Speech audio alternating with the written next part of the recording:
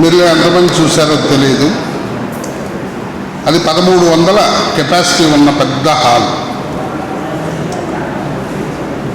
ఒక హిందీ నాటకాన్ని అందులో ప్రదర్శించారు.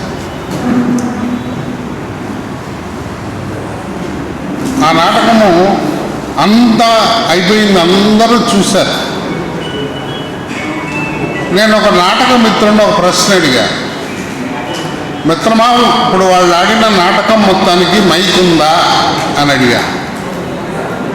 ఎందుకు పిచ్చోళ్ళగా మాట్లాడుతున్నావు, మైక్ లేకుండా ఎట్టెలు పడుతుంది అన్నాడు. లేదు, థియేటర్లో ఇప్పుడు మైక్ లేదు అన్నా. నేను పందెం అంటే పందెం అనుకునేదాకా వెళ్ళాం. ఎందుకంటే మైకులో నుంచి వచ్చేటటువంటి వాయిస్ ఒక రకంగా ఉంటుంది, మైకులో లేకుండా విడిగా మాట్లాడే వాయిస్ ఒక రకంగా ఉంటుంది. దానికి దీనికి ఉన్న తేడా అది కూడా గుర్తించలేని గొప్ప రంగస్థలం ఉన్నట్టు మా మిత్రులు ఇద్దరం అక్కడ టెక్నీషియన్ దగ్గరికి వెళ్ళాం. సార్ మైక్ ఉందా, ఈ నాటకం అయిపోయేదాకా మీకు పెట్టారా అన్న. లేదండి, వాళ్ళు మైక్ వద్దన్నారో తీసేసాం. అంటే చూడండి, ఊహించలేరు అది ఎవరు కూడా. 1200 మంది థియేటర్కి ఎక్కించినటువంటి రవీంద్ర భారతిలో మైకు లేకుండా వాళ్ళు నాటకాన్ని 1.5 గంటల ప్రదర్శించారంటే ఒగ్గబట్టుకుని చూశారు. అంటే ఏమిటంటే ఒక ఇన్వాల్వ్మెంట్. ఆ ఇన్వాల్వ్మెంట్ ఉన్నప్పుడు తప్పనిసరిగా మన అటెన్షన్ అంతా దాని మీదే. అది లేనప్పుడు ఎంత అరిచినా వినపడదు, మనసులోకి అది చొరబడదు. ఇప్పుడు ఇంతకుముందు నడిచినటువంటి సబ్జెక్టు అంటే నాటకం అంటే తెలియని వాళ్ళు చాలామంది బహుశా యువకులు నాటకం చూసుంటారని నేను అనుకోను. ఏదన్నా ఒకళ్ళిద్దరు ఉన్నారా పిల్లల్లో. అందుకని నాటకం అంటే వాళ్ళకి ఏం తెలియదు కదా. ఇప్పుడు చక్కగా మన శంకర్రావు గారు పాట వినిపించారు. అట్లాగే ఈయన కూడా ఏదన్నా పాడతారనుకుంటే దయచేసి అలా అనుకోకండి. నాటకం పాడేది కాదు, అది నటించేది. అలాగని నేను నటిస్తానని అనుకోవద్దు. ఎందుకంటే గాయకుడికి గాత్రం ఒకటి ఉంటే చాలు, వేషం అక్కర్లా. కానీ పాత్రధారుడికి వేషం ఉండాలి. వేషం లేకపోతే ఆ నటన కనపడదు. కాబట్టి నేనెప్పుడు గాయకుడిని కాదు, నటుడిని కాదు, కానీ నాటకాన్ని గురించి మాట్లాడబోతున్నాను అంతే. అందుకని ఏంటంటే ఇది ఒక తెలియని ప్రక్రియ కాబట్టి దీని గురించి కొంచెం నేపథ్యం చెప్పి ఆ తర్వాత మీకు చెప్తాను. కొంచెం సావధానంగా, ఓపికగా. ఎందుకంటే పాటలాగా ఇది ఓలలాడించేటటువంటి సబ్జెక్ట్ కాదు కాబట్టి కానీ కొంచెం శ్రద్ధ పెట్టి వినాలని నేను కోరుతా ఉన్నాను. ఎందుకంటే ఒక ఆశ కలిగింది. ఉదయం నుంచి సాయంత్రం ఇంతకు ముందు జరిగిన సెక్షన్ దాకా ఉన్నటువంటి విద్యార్థుల్లో కనీసం వాళ్ళు కొట్టిన చప్పట్లు తప్పనిసరిగా ఇది తెలంగాణ దాకా వినపడతాయి. అంత గొప్పగా అంతకుముందు మాట్లాడిన వాళ్ళంతా గొప్పగా మీ అందరినీ కవిత్వం వైపు, పైపెచ్చు ఒక రచయిత వైపు ఓహో ఇంత ఉందా అనిపించారు.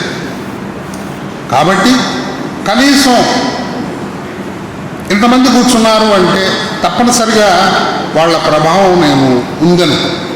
లేకపోతే ఈ పాటికి అందరూ వెళ్ళిపోయాం, చివరి ప్రసంగం కాబట్టి. కనీసం ఇందులో ఒక్క నలుగురన్నా దాశరథి గారు లాంటి కవుల గురించో తెలుసుకునే ఆసక్తి కలిగింది అని మేము అనుకుంటే 2 రోజుల సదస్సులో మా ప్రయోజనం నెరవేరినట్టే. అలా నెరవేరుతుందని నేను ఆశపడుతున్నాను. దాశరథి గారు నారాయణ రెడ్డి గారి గురించి బహుశా ఎక్కడ ప్రస్తావనకు రాని ఒక చిన్న విషయం మీ దృష్టికి తీసుకొస్తాను. వీళ్ళిద్దరూ మిత్రులు, జంట కవులు, జంట రచయితలుగా రామాయణం, భారతం, భాగవతం 3 కూడా యువకులుగా రాసి వాళ్ళిద్దరు ఫోటోలు కలిపి ఓ పుస్తకం మీద వేసుకున్నారు. ఈ పుస్తకాలు చెత్తలో నాకు ఒక పుస్తకం దొరికింది, పారవేసిన చెత్తలో లైబ్రరీస్. అరే ఇదేమిటి, వీళ్ళిద్దరూ కలిసి రాశారా, ఇంతవరకు ఎప్పుడు భారతం ఇది చూడలేదే అనుకుని దాని వెనకపై చూస్తే వాళ్ళు భారతం రాశారు, భారతంతో పాటు రామాయణం భాగవతం రెండూ రాసినట్టు. అప్పుడు నేను వెతికి ఆంధ్రదేశం మొత్తం గాలించి ఆ 3 పుస్తకాలు మళ్ళా నవచేతన పబ్లిషింగ్ హౌస్, అప్పుడు తిరుపాల్ గారు కూడా ఉన్నారు, అయ్యా ఇది తెలంగాణ రచయిత, పిల్లల కోసం ప్రత్యేకించి రాశారు కాబట్టి భారత రామాయణ భాగవతాన్ని ఇక్కడ ఉన్నటువంటి పండితులు రాసినటువంటి రామాయణం కాకుండా మీ తెలంగాణ రచయితలు రాసిన రామాయణాన్ని మీ పిల్లల చేత చదివించడానికి ఉపకరిస్తాయి అంటే వాళ్ళు ప్రచురించి ఇప్పటికీ వాటిని ఆ పిల్లల చేత చదివిస్తున్నారు. ఆ రకంగా ఆ సంపద మళ్ళా దక్కి మనకి కొనసాగుతాం. అది ఒక విశేషమైతే ఇక నాటకాల గురించి మనం మాట్లాడుకుందాం. అసలు మొట్టమొదట అత్యద్భుతమైన నాటకం, ఆధునిక నాటకం తెలుగులో పుట్టింది ఇక్కడే. అంటే కోతవేటు దూరంలో ఉన్న విజయనగరంలో గురుజాడ అప్పారావు గారు రాసినటువంటి కన్యాశుల్కం.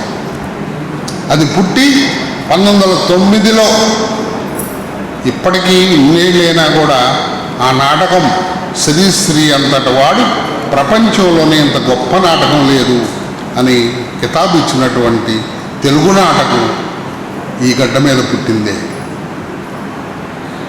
ఆ తర్వాత ఎన్నో పద్య నాటకాలు పాడారు లక్ష్మీ నరసింహం పంతులు గారు, పాండవోద్యోగ విజయాలు, ఎన్ని గొప్ప గొప్ప నాటకాలు వాళ్ళు రాసి తెలుగు భాషను ఎవడన్నా బ్రతికించాడు అంటే వాడు కవే. కవే బ్రతికించింది, రాజకీయ నాయకులు కాదు. జెండాపై కపిరాజు అంటూ పాటలు పాడించి చదువుకోని వాళ్ళ చేత కూడా పద్యాలు పాడించినటువంటి వాళ్ళు తిరుపతి వెంకట కవులు, చిలకమర్తి లక్ష్మీ నరసింహ పంతులు గారు. తర్వాత ఇంకొక పెద్ద ఆయన సంఘ సంస్కరణోద్దేశంతో రాసినటువంటి కాళ్ళకూరి నారాయణరావు గారు. వీళ్ళు భాషని బతికించారు. ప్రజల నోళ్లలో, పామరుల నోళ్లలో నడయాడలేక పద్యాన్ని ఉర్రూతలు ఉంచి భాషకు దగ్గర చేశారు. వాళ్ళందరికీ మనం రుణపడి ఉండాల్సిందే, ఎప్పటికీ గుర్తుంచుకోవాల్సిందే. అది ఒక దృశ్య నాటకం. మొట్టమొదట మనకు పద్య నాటకాలు మొదలయ్యాయి. ఆ తర్వాత అంటే పౌరాణిక చారిత్రక అంశాలను తీసుకుని ఒక సత్యహరిశ్చంద్రో, ఒక రాముని యుద్ధమో, లేకపోతే ఆంజనేయ భక్తో, ఇలాంటి కొన్ని పౌరాణిక ఘట్టాలు తీసుకుని తొలి రోజుల్లో నాటకాలు రాశారు మహానుభావులు. ఆ తరువాత సాంఘిక నాటకాలు వచ్చినాయి. ఆ తర్వాత సాంఘిక నాటకాలతో పాటే సాంఘిక నాటకాల్లో నుంచి సినిమాలు కూడా పుట్టినాయి. అది నాటకానికి ఉన్నటువంటి గొప్పతనం. ఈ రాష్ట్రం విడిపోకముందు మద్రాసులో ఒక రేడియో కేంద్రం ఉండేది. ఆ కేంద్రం నుంచి నాటకాలు ప్రసారం అవుతుండేవి. అంటే అవి శ్రవ్య నాటకాలు, అంటే రేడియో ద్వారా నటులు పాత్రల ద్వారా నటించటం అన్నమాట. ఆ శ్రవ్య నాటకాలు ఆ రోజుల్లో మద్రాసులో ఉండేటటువంటి బుచ్చిబాబు గారు, ఆరుద్ర, నారాయణ రెడ్డి గారు, తర్వాత గొల్లపూడి మారుతిరావు గారు, తర్వాత బందా కనకలింగేశ్వరరావు గారు, ఇలా వీళ్ళందరూ కూడా మద్రాసు కేంద్రంగా భానుమతి గారితో సహా, తర్వాత ఎస్విఆర్ గారితో పాటు అంజలీదేవి, నిర్మలమ్మ, ఇలాంటి గొప్ప గొప్ప నటులందరూ కూడా రేడియోల ద్వారా ఆ నాటకాల్లో నటించి ఎంతో ప్రాచుర్యం చెంది రేడియో నాటకాలకు ఒక గొప్ప ఖ్యాతిని తీసుకొచ్చారు. ఆ తర్వాత రాష్ట్రం విడిపోయి హైదరాబాద్ వచ్చిన తర్వాత గోపీచంద్ గారు లాంటి వాళ్ళు ప్రొడక్షన్ లో చేరారు. స్థానం నరసింహారావు గారు లాంటి వాళ్ళు చేరారు. విజయవాడ కేంద్రం పెట్టినప్పుడు విజయవాడలో బందా కనకలింగేశ్వరరావు గారు, నండూరు రామ్మోహన్ రావు గారు ఇలాంటి మహానుభావులు ఎందరో వాళ్ళ గళాలతో అనేక పాత్రలు, సాంప్రదాయ పాత్రల్ని పోశారు. గొప్ప నాటకం ఆశ ఖరీదు అణ అనే నాటిక ఘోర శాస్త్రి గారు, ఆనంద నిలయం అనేటటువంటి నాటకం శ్రవ్య నాటకం ఆయన రాశారు. అట్లా ఎందరో మహానుభావులు రేడియో నాటకాలని సుసంపన్నం చేశారు. రంగస్థల నాటకానికి ఆ రోజుల్లో ఎంత ప్రాచుర్యం ఉందో రేడియో నాటకాలకు కూడా అంత ప్రాచుర్యం ఉండేది.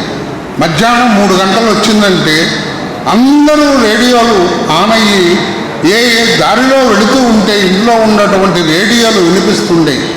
సంక్షిప్త శబ్ద చిత్రాలు కూడా 2-3 గంటల నాటకాన్ని కుదించి 1 గంటలో ప్రసారం చేసేవాడు. ఇవన్నీ గతించిపోయినటువంటి రోజులు. ఆ రోజుల్లోనే మనకి రేడియో నాటకాలు వచ్చిన రోజుల్లోనే మన దాశరథి గారు కూడా 9 నాటకాలు రాశారు. దానికి ప్రోత్సాహం స్థానం నరసింహారావు గారు లాంటి వాళ్ళు, గోపీచంద్ లాంటి వాళ్ళు, వాళ్ళిద్దరూ తాపీ ధర్మారావు గారు మరొక గొప్ప వ్యక్తి. వీళ్ళందరూ ఆయనకి గొప్ప ప్రేరణ ఇచ్చి ఆయన చేత రాయింపజేసి ఆ నాటకాలని రేడియోలో ప్రసారం చేయించారు. హైదరాబాదు కేంద్రం ద్వారా కొన్ని, మద్రాసు కేంద్రం ద్వారా కొన్ని. అప్పట్లో వచ్చేటటువంటి నాటకాలు ఎక్కువ చారిత్రక పౌరాణికాలు ఉండేవి. సాంఘిక నాటకాలు చాలా తక్కువ ఉండేవి, 60-70 ప్రాంతాలు. అందుచేత చారిత్రక అంశాలని, పౌరాణిక అంశాలని ఎక్కువగా తీసుకుని ఆ రోజుల్లో రాశారు. దృశ్య రక్షతి అనేటటువంటి గొప్ప నాటకాన్ని బుచ్చిబాబు గారు, అనార్కిలి అనేటటువంటి గొప్ప నాటకాన్ని బుచ్చిబాబు గారు రాసి మనకు అందించారు. ఇప్పటికీ అవి అమూల్యమైనవి. అదేవిధంగా విజయవాడ కేంద్రం నుంచి చిలకమర్తి వారి గణపతి అనేటటువంటి నాటకాన్ని 1 గంట ప్రసారం చేశారు బందా కనకలింగేశ్వరరావు గారు, గణపతి నవల్ని. ఆ రోజుల్లో అందులో నటించిన సీతారత్నం గారి పాత్ర, ఆ గొంతు విన్నటువంటి వాళ్ళు, నండూరి సుబ్బారావు గారు గణపతిగా నటించిన ఆ గొంతు వినని వాళ్ళు ఎవరు అప్రిషియేట్ చేయకుండా ఉండలేరు, మర్చిపోలేరు ఆ గొంతును. ఇప్పటికీ మీరు ఎవరైనా వినదలుచుకుంటే అవి దొరుకుతాయి. మీరు కనుక కొడితే యూట్యూబ్లో కొడితే తప్పనిసరిగా మీకు దొరుకుతాయి. కాబట్టి ఆ నేపథ్యంలో నుంచే మన మిత్రులు పెద్దలు దాశరథి గారు రాశారు. ఈ నాటకాలు ఎవరైతే ప్రాచుర్యంలోకి తీసుకొచ్చారో ఆ గోపీచంద్ గారి చేతే ఆయన ముందు మాట రాయించుకున్నారు. ఎవరినైతే గొప్ప స్నేహితుడిగా, తన భావజాలానికి సారూప్యత ఉన్నటువంటి గొప్పవాడిగా తాపీ ధర్మారావు గారిని అనుకున్నారో ఆయనకే దాన్ని అంకితం ఇచ్చారు దాశరథిగా. అది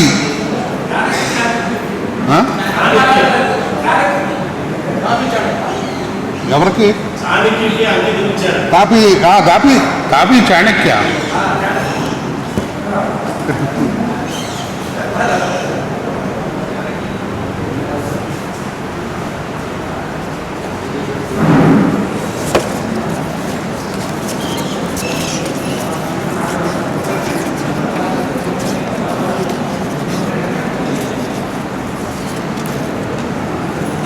తాపీ చాణక్య అంటే తాపీ ధర్మారావు గారి అబ్బాయి, వారి అబ్బాయికి ఈ సంపుటి ఇచ్చారు. ఇది ఆయన రాసినటువంటి నవమి 9 నాటికలో ఉన్నటువంటి సంపుటి. ఇది ఎక్కడా దొరకదు. ఇప్పుడు గుంటూరులో ఉన్న లైబ్రరీలో బ్రతిమాలి తీసుకొచ్చాను ఈ పుస్తకాన్ని. ఇందులో 9 నాటకాలలో ఆయన ఏం రాశారు ఏమిటి అని 9 నాటకాల గురించి మనం చెప్పుకోవటము ఆసక్తికరంగా ఉండదు. ఎందుకంటే నాటకం అనేది కథ కాదు, పాత్ర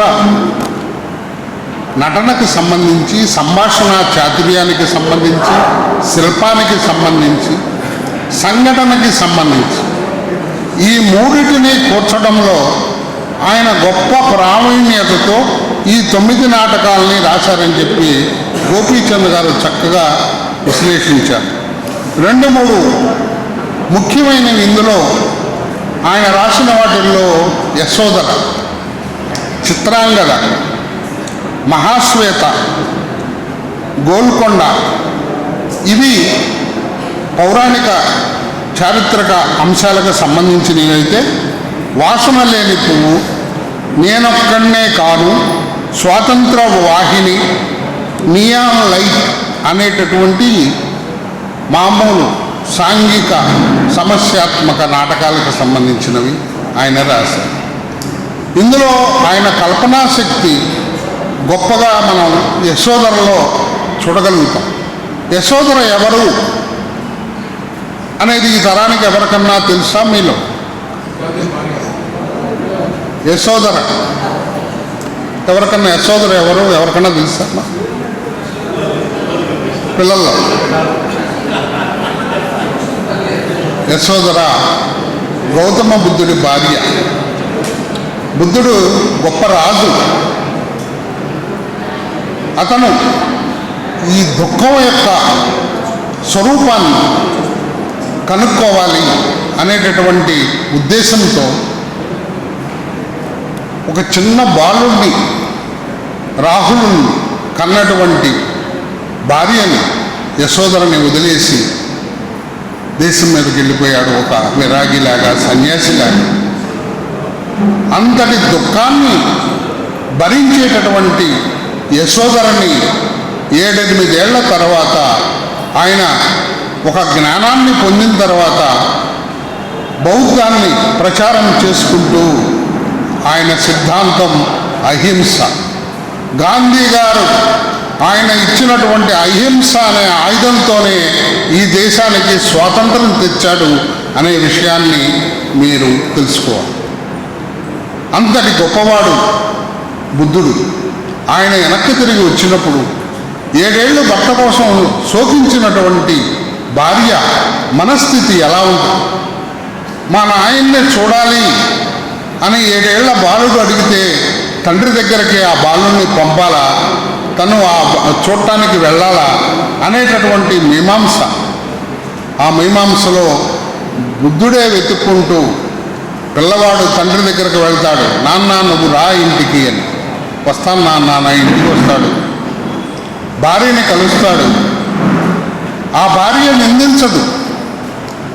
భర్త ఏ ముక్తి మార్గం కోసం అయితే శ్రమిస్తున్నాడో అలాంటి ముక్తి మార్గాన్ని అర్థం చేసుకుని, అప్పటి వరకు స్త్రీలకు నిషిద్ధం ఇలాంటి, స్వామి కేవలం పురుషులే నా ముక్తి మార్గాన్ని ఎత్తుక్కోవాల్సింది, ఈ ప్రపంచానికంతా మీరు ముక్తి మార్గాన్ని ఇవ్వాలి, కాబట్టి నన్ను కూడా మీ శిష్యు కొట్టులో ఒకదాన్నిగా చేర్చుకోండి అని కోరటం యశోద యొక్క ఔన్నత్యం. అదేవిధంగా ప్రపంచ శాంతి కోసం తన బిడ్డని కూడా, ముక్కులు పచ్చలారనే బిడ్డని కూడా బుద్ధుడు వెంట పంపుతుంది. ఇది యశోదర యొక్క జీవిత ఘట్టాన్ని ఎంతో హృద్యంగా ఆయన దీంట్లో పేర్కొన్నటువంటి అరగంట నాటిక మాత్రమే. అదేవిధంగా తుంగభద్ర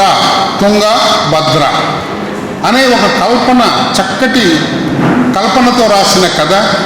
తుంగడు అనేటటువంటి వాడు ఒక గొల్లవాడు.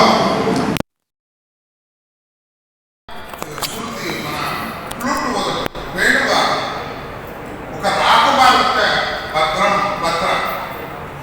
ఆ భద్ర ఎంతో ఆ వీణానాదాన్ని వింటూ, ఎంతో ఆ ఫ్లూట్ వింటూ, వేణునాదాన్ని వింటూ మైమర్చిపోయి ఆకర్షించబడి అతను చూసిన తర్వాత అతన్ని ప్రేమించడం మొదలు. ఒక సాధారణ గొల్లవాడైనటువంటి తొంగడు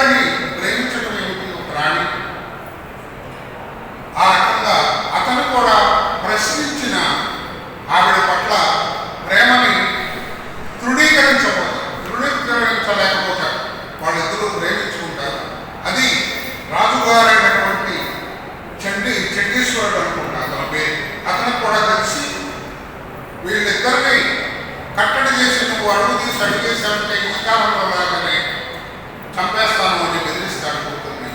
ఒకరోజు తుంగడు వచ్చి ఈ అమ్మాయిని తీసుకున్న అరణ్యాన్ని పారిపోతాడు. అది తెలిసి రాజు సైనికులను ఆదేశిస్తాడు, ఎక్కడున్నా సరే వాళ్ళిద్దరిని బంధించి నా దగ్గరకు తీసుకురండి అని చెప్పి. అప్పుడు వీళ్ళిద్దరూ ప్రాణభయంతో పారిపోతూ ప్రాణిపోతూ, ప్రాణయాన్ని పంచుకోలేదు మనం, ప్రాణాలు మాత్రం ఎందుకు మనకి అని చెప్పి ఒక కొండ పైకి ఎక్కేసి వాళ్ళిద్దరూ ప్రాణత్యాగం చేయదలుచుకుంటారు. అప్పుడు భద్ర నువ్వు ఎడమవైపు దూకు అంటే తుంగడు నేను కుడివైపు దూకుతాను అని ఒకవైపు తుంగడు ఒకవైపు భద్ర ఇద్దరు చెరువైపున పడిపోయి వీళ్ళిద్దరూ ఒక గొప్ప ప్రవాహం అయిపోయి ఒక ప్రవాహం అయింది. అదే తుంగభద్రగా వెలసిల్లింది. ఈ ప్రపంచంలో ఉన్న ఒక మహా నదిగా ప్రవహిస్తూ మన కళ్ళ ముందు ఉన్నటువంటి తుంగభద్ర అని చెప్పి ఆయన గొప్పగా ఒక ప్రణయంతో ముడిపెట్టి ఆ కావ్యాన్ని మన ముందు రసవత్తరంగా ఉంచాడు. అది తుంగభద్ర. అట్లాగే ఆయన రాసినటువంటి మరో గోల్కొండ. ఈ గోల్కొండ అనేటటువంటిది అనగానే ఆయన రాజుల బూజు అని చెప్పి మరి తిరుగుబాటు చేసినటువంటి గోల్కొండ నవాబు మీదే కదా, అందుకని ఏదో ఆయన నేపథ్యంలో రాసి ఉంటాడు ఆయన దురాగతాలని అనుకుంటాం. కానీ అది కాదు. అందులో సుల్తాన్ యువరాజు ఇంకో బేగం, ఒక గొప్ప అందగత్య తన దగ్గర ఉన్నటువంటి దాసీని ఉత్తరం రాసి తన ప్రణయాన్ని ఆ సుల్తాన్కు తెలియజేయడానికి వెళుతుంది. ఆ అమ్మాయిని చూసి ఆ అమ్మాయి ప్రేమలో పడతాడు సుల్తాన్. పడి ఈమెని నువ్వు నాకు ఆ రాణి వద్దు, ఆ రాణి పెళ్లి చేసుకోవడానికి వర్తమానం పంపితే దానికి ఇప్పుడు కుదిరే పని కాదు, నువ్వు నా దానివి కావాలి అని చెప్పి ఆవిడని స్వీకరించడానికి సిద్ధపడుతుంది దాసి. దిక్కులేని అనాథనైన నన్ను దగ్గరకు తీసి రాణిగారు బేగం గారు పెంచి పెద్ద చేసి నన్ను ఇంత దాన్ని చేసినటువంటి నా వ్యామోహంలో పడి సుల్తాన్ గారు బేగంని అన్యాయం చేస్తాడు అనేటటువంటి భయంతో తను ప్రాణత్యాగం చేసి విశ్వాసంతో చచ్చిపోతుంది గోల్కొండ. సుల్తాను ప్రేమలో అతన్ని స్వీకరించలేక బేగం కోసం తన ఆత్మార్పణ చేస్తుంది గోల్కొండ నాటికలో.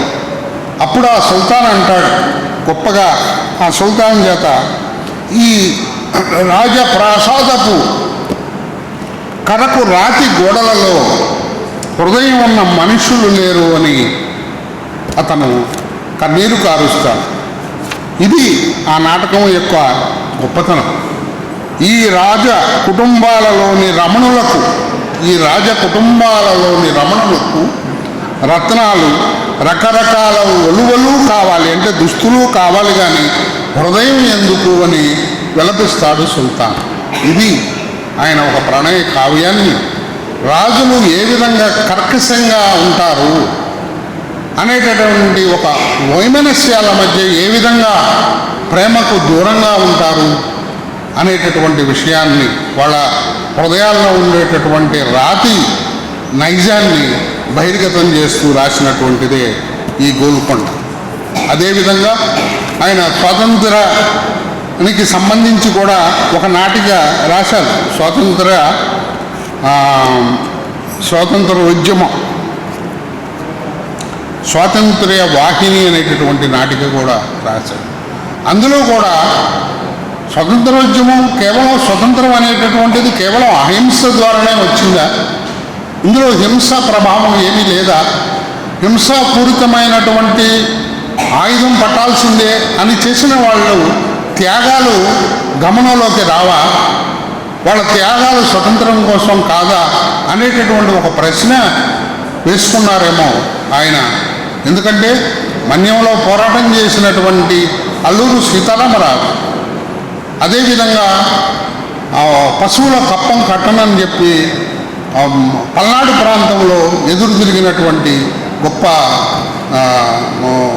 ఒక పాలిక చిన్న వ్యవసాయదారు, ఇలా ఎందరో ప్రాణత్యాగాలు చేసినట్టు వాళ్ళ ప్రాణాలు అర్పించిన వాళ్ళు వీళ్ళందరూ చేసింది హింసే, కానీ స్వతంత్రం కోసం అయితే దాని ప్రభావం ఏమీ లేదా అనే ప్రశ్న వేసుకున్నారేమో ఇందులో పాత్రల ద్వారా కొంత నడిపి చివరికి అటు వారిని ఇటు వీరిని అంటే వాళ్ళ త్యాగాన్ని వీళ్ళ త్యాగాన్ని గొప్ప త్యాగంగానే ఆ నాటకంలో చూపించి ఏదేమైనా సరే మళ్ళా ఆయన గాంధీ గారికి గొప్ప భక్తుడు. ఆయన గాంధీజీ గారి భావజాలానికి వ్యతిరేకించాల, ఆయన బుద్ధుడికి కూడా గొప్ప అనుసరుడు, అందుకనే ఆయన భావజాలాన్ని అహింసా భావజాలాన్ని వ్యతిరేకించాల.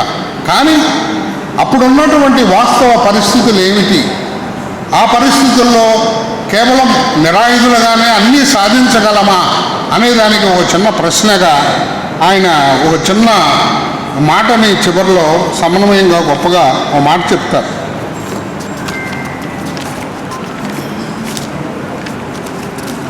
అంటే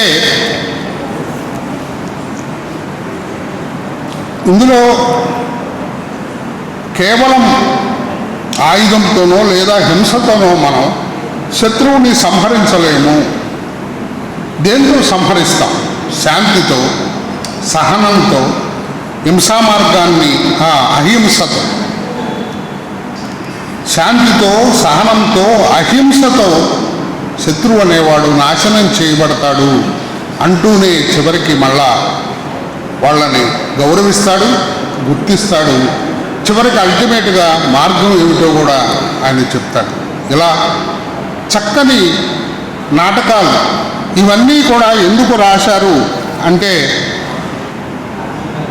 గొప్పగా మానవ విలువల్ని ప్రతిపాదించడం, తరువాత స్వేచ్ఛ అనేటటువంటిది లేకుండా సిద్ధాంతాల బరువులో సామాన్యుణ్ణి బిగదీయటం లాంటి విషయాల వైపు కాకుండా ఆయన ఒక మానవత్వాన్ని, గొప్ప శాంతిని, అహింసని పోదుకొలిపేలాగా ఆయన తన నాటకాల్ని తీర్చిదిద్దాడు అని చెప్తూ గోపీచంద్ గారు అంటారు, సిద్ధాంతాల కంటే భావాల కంటే జీవితం ముఖ్యం అనే అంశం, అంటే మానవుడు ముఖ్యం అనే విషయం, ఇవన్నీ మానవుని పురోగమనానికి సహాయపడేవిగా ఉండవలసిందే కానీ తమ ఇనుప సంఖ్యలలో ఇరికించుకుని అతని స్వాతంత్ర్యేచ్ఛను చిదిమి అతనికి ఊపిరి సలపకుండా చేయకూడదనేది ప్రధానమైనటువంటి అంశం ఈ నాటకాల ద్వారా ఆయన చూపించారు అని చెప్పి ఆయనకి కితాబులు ఇస్తారు మన గోపీచంద్ గారు. ఆయన గోపీచంద్ గారు గొప్ప ముందు మాట దీంట్లో మరి మీ దృష్టికి వచ్చిందండి ఇందులో ఉన్న ముందు మాట. దాంట్లో దాశరథి గారి గురించి వేసిన దాంట్లో లేదేమో, వేశారా? అది వ్యాసం, గొప్ప వ్యాసం, 25 పేజీల వ్యాసం. ఆయన ప్రతి కావ్యం మీద గొప్పగా వ్యాఖ్యానిస్తూ రాశారు ఇందులో గోపీచంద్ గారు. ఆయన ఎంత ముగ్ధుడవుతాడంటే దాశరథి కవిత్వానికి. దాశరథి కవిత్వం ఒక పెను తుఫాను వలె చెలరేగుతుంది, తుఫాను వలె చుట్టుముడుతుంది, తుఫాను వలె ఆక్రమించి స్వాధీనపరుచుకుంటుంది. శక్తివంతమైన ఆయన కవితా ధార అది ఒక అగ్నిధార అని గొప్పగా ఆయన కవిత్వం మీద వ్యాఖ్యానించారు. చివరిలో ఆయన కృతజ్ఞతలు, వీళ్ళ కారణంగా నేను ఈ నాటకాలు రాశాను, అవి ఆకాశవాణిలో ప్రసారం చేయబడ్డాయంటూ ఒక మాట అంటారు చివరి ముగింపులో. జీవితంలో నాటకాలు ఆడటం, బోటకాలు పలకటం, జీవితంలో నాటకాలు ఆడటం, బోటకాలు పలకటం, ఎరగని నాతో నాటకాలు రాయించి వాటిని ఆడించిన ఆకాశవాణికి నా ప్రేమాంజలి అని చెప్పి ఆయన తన జీవిత తత్వాన్ని, నేను బోటకాలు రాసేవాడిని కాదు అని చెప్పి ఎలుగెత్తి చాటి గొప్పగా ఆయన తన కృతజ్ఞతను అర్పించుకున్నారు. నిరుపేదవాడే రాజుగును మహాప్రపంచమునకంతటికి, నిరుపేదవాడే రాజుగును మహాప్రపంచానికంతటికి అని ఎలుగెత్తినటువంటి దాశరథి నిన్నటి కవే, నేటి కవే, రేపటి కవే మీరే నిర్ణయిస్తారని నేను ఆశిస్తూ నాకు ఈ అవకాశాన్ని ఇచ్చినందుకు ధన్యవాదాలు తెలియజేస్తాను.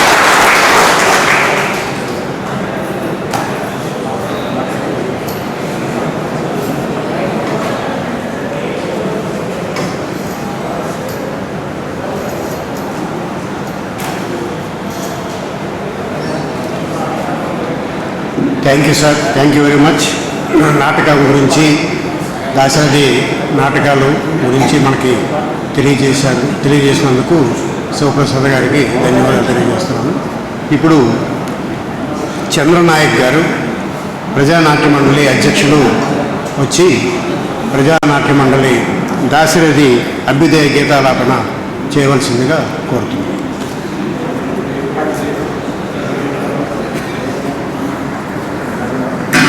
ఇవాళ చివరి అంకానికి అధ్యక్షత వహించినటువంటి కుర్మరాజు గారు, అలాగే నాటక రచయిత వల్లూరి శివప్రసాద్ గారు, మీరందరూ, ఎందుకంటే ఇవాళ ఏపీ ఎక్స్ప్రెస్ రాత్రి మామూలు 9:30కి రావాలి విజయవాడ, కానీ విజయవాడకి తెల్లవారుజామున 3:30కి వచ్చింది. అయినా ఎట్లాంటి పరిస్థితుల్లో విశాఖపట్నం కార్యక్రమంలో పాల్గొనాలని పట్టుగా రావడం జరిగింది. 11ంటికి వచ్చింది ట్రైన్ ఇక్కడికి. ఏదేమైనా ఇవాళ ఇటీవల కాలంలో జరిగినటువంటి కార్యక్రమాల్లో ఇవాళ జరిగినటువంటి సభ చాలా సంతృప్తికరంగా, చాలా ఆనందం కలిగించినటువంటి సభ ఇది. ఎంతో స్ఫూర్తినిచ్చింది, ఎంతో నేర్చుకోవాలి, మనం ఇంకా సమాజానికి ఏదో చెయ్యాలి అనే ఒక తపన కలిగే విధంగా ఇవాళ ఈ సభ జరిగింది. మరి ఈ కార్యక్రమం ఆలోచన వచ్చినందుకు, నిర్వహించినందుకు పెద్దలందరికీ, ముఖ్యంగా మా నాన్నగారికి నేను అనుకోవడం ఆయన ఆలోచనలో వచ్చింది, మనమందరం కలిసి దీన్ని ఆచరించామని అనుకుంటున్నాను. ఏదేమైనా ఇటువంటి కార్యక్రమాలు ఇవాళ సమాజాన్ని చూస్తే భయమేసేటువంటి ఈ పరిస్థితుల్లో ఇటువంటి కార్యక్రమాలు తరచుగా కాకుండా చాలా విస్తృతంగా జరగటం ద్వారా ఈ సమాజం ఎంతో కొంత చైతన్యవంతులై మరి సమాజం మరింత ముందుకు సాగడానికి అవకాశం కలుగుతుందని చెప్పేసి తెలియపరుస్తూ, ప్రజానాట్య మండలి గత 90 సంవత్సరాలుగా అరసం అభ్యుదయ రచయితల సంఘం ఎప్పుడైతే ఈ దేశంలో ఆవిర్భవించిందో అప్పుడే ప్రజానాట్య మండలి కూడా ఆవిర్భవించింది. ఈ రెండు సంఘాలు బ్రదర్స్. అట్లా మరి సమాజంలో జరుగుతున్నటువంటి అనేక రకాల రుగ్మతలు, అన్యాయాలు, లేకపోతే పాలకుల విధానాలు ఎప్పటికప్పుడు సాహిత్యాన్ని, సంగీతాన్ని జోడించి ప్రజల్ని జాగృతం చేయడంలో ఎక్కడ రాజీ లేకుండా మరి ముందుకు సాగుతున్న నేపథ్యంలో ఇవాళ మరి విశాఖపట్నంలో ఉన్నటువంటి ఆంధ్ర యూనివర్సిటీ తెలుగు విభాగం, అలాగే అభ్యుదయ రచయితల సంఘం కార్యక్రమం నిర్వహించిన మరొకసారి ధన్యవాదాలు తెలియపరుస్తూ, మనము ఇందాక శంకర్రావు గారు అసలు మేము చాలా రోజుల నుంచి పాడుతున్నాం, కానీ ఆయన నుంచి ఇంకా చాలా నేర్చుకోవాలనిపించింది. ఆ ఒరవడి మరి చాలా అద్భుతంగా మనల్ని అందరినీ అసలు చాలా మైమరిపించారు. అటువంటి ప్రక్రియలు అందరు నేర్చుకోవాలి. మాలాంటి కళాకారులు కూడా పాటలు పాడేటువంటి వాళ్ళు నేర్చుకుంటే మరింత మందిని చైతన్యవంతులు చేయడానికి అవకాశం ఉంటుందని చెప్పేసి తెలియపరుస్తూ, పొద్దున్న నుంచి సాయంత్రం వరకు జరిగినటువంటి ప్రతి ఒక్కళ్ళు మాట్లాడిన, కొద్దిగా ఎక్కువ తక్కువ కావచ్చు కానీ మాట్లాడిన వాళ్ళు ప్రతి ఒక్కళ్ళు చాలా విషయాల్ని, చాలా స్ఫూర్తిదాయకమైనటువంటి అంశాలని తెలియపరిచారు.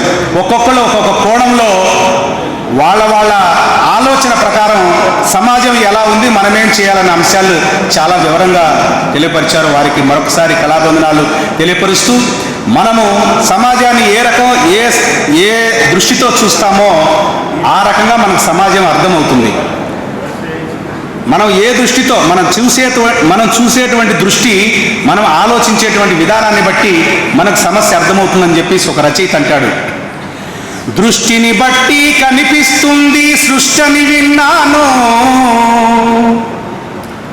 మన దృష్టిని బట్టి కనిపిస్తుంది సృష్టిని విన్నాను, నువ్వది వేదం అన్నావు, నువ్వది వేదం అన్నావు, నేనది వాదం అన్నాను. మన దృష్టిని బట్టి కనిపిస్తుంది సృష్టిని విన్నాను. నువ్వది వేదం అన్నావు, నేనది వాదం అన్నాను. సంత నడుమ ఒక జోలె పట్టి పసిగొంతు మోగుతుంటే, సంత నడుమ ఒక జోలె పట్టి పసిగొంతు మోగుతుంటే, నువ్వది గేయం అన్నావు, నువ్వది గేయం అన్నావు, నేనది గాయం అన్నాను. సంత నడుమ ఒక జోలె పట్టి పసిగొంతు మోగుతుంటే, నువ్వది గేయం అన్నావు, నేనది గాయం అన్నాను. దృష్టిని బట్టి కనిపిస్తుంది సృష్టిని విన్నాను. నువ్వది వేదం అన్నావు, నేనది వాదం అన్నాను. అందం కోసం అప్పు చేసి ఒక ఆభరణం కొంటే, అందం కోసం అప్పు చేసి ఒక ఆభరణం కొంటే, నువ్వది కంకణం అన్నావు, నువ్వది కంకణం అన్నావు, నేనది సంకెళ్ళన్నాను. అందం కోసం అప్పు చేసి ఒక ఆభరణం కొంటే, నువ్వది కంకణం అన్నావు, నేనది సంకెళ్ళన్నాను. దృష్టిని బట్టి కనిపిస్తుంది సృష్టిని విన్నాను. నువ్వది వేదం అన్నావు, నేనది వాదం అన్నాను. కళాత్మకంగా సినిమా తప్పుడు విలువలు చెబుతుంటే, కళాత్మకంగా సినిమా తప్పుడు విలువలు చెబుతుంటే, నువ్వది వినోదమన్నావు, నువ్వది వినోదమన్నావు, నువ్వది వినోదమన్నావు, నేనది ప్రమాదమన్నాను. కళాత్మకంగా సినిమా తప్పుడు విలువలు చెబుతుంటే, నువ్వది వినోదమన్నావు, నేనది ప్రమాదమన్నాను. దృష్టిని బట్టి కనిపిస్తుంది సృష్టిని విన్నాను. నువ్వది వేదం అన్నావు, నేనది వాదం అన్నాను.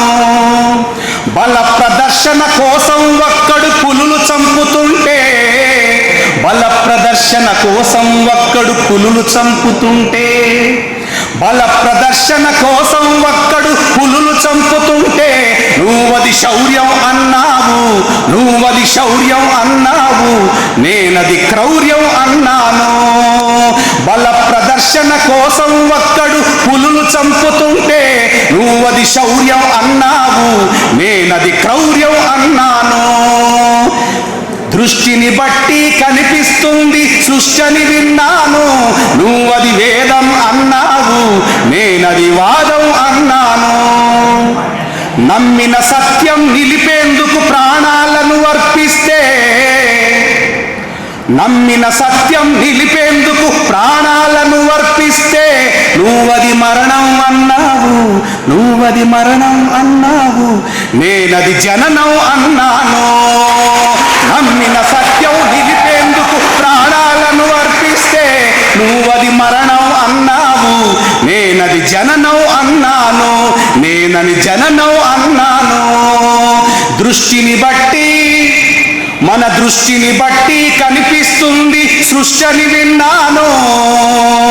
నువ్వది వేదం అన్నావు, నేనది వాదం